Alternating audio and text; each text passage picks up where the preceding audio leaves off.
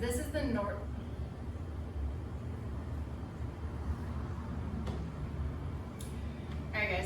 Nordic hamstring curl. Normally you're gonna do this with a partner, but right now, anything that will support your lower legs is fine. You're gonna have your partner or a firm piece of equipment support your lower legs so that your feet can't come off the ground. You're gonna get into a nice stacked position where your knees are in line with your hips, are in line with your shoulders, and you're facing straight ahead.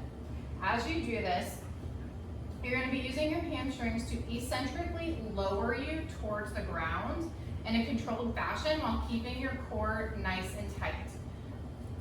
This is an extremely hard exercise to do appropriately and to do completely. Professional athletes are still working on this, so do not think that you are going to go from vertical to horizontal and back in a controlled fashion. That's not the point.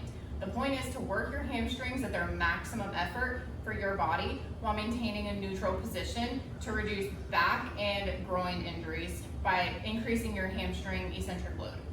So shoulders, hips, knees stacked, soft surface underneath your knees to prevent any discomfort, firm support at your lower calves.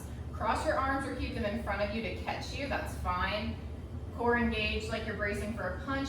Lower yourself to the ground as far as you can until you feel like you're gonna lose it, which for me is about right here. My hamstrings are on fire, and then I use my hamstrings to pull myself back up.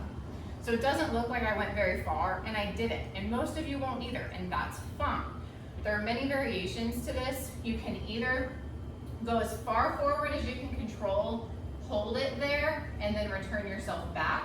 You can also do the full eccentric lower, just knowing that your hamstrings are slowing your descent. They're not going to control you all the way down. So slow and controlled descent. I'm using my hamstrings to slow me down as much as I can. And then I use my hands to help pull me back up.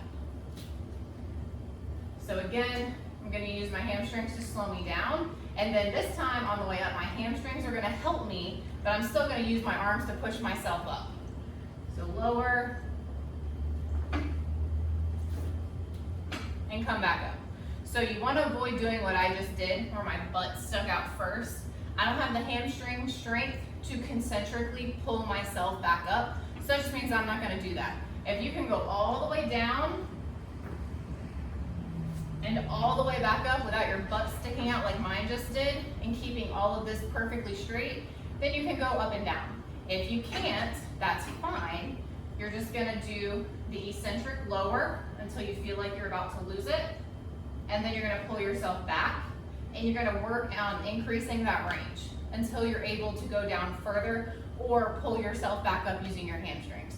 The goal is to go from vertical to as parallel to the ground as you can and return up without breaking this perfectly straight line.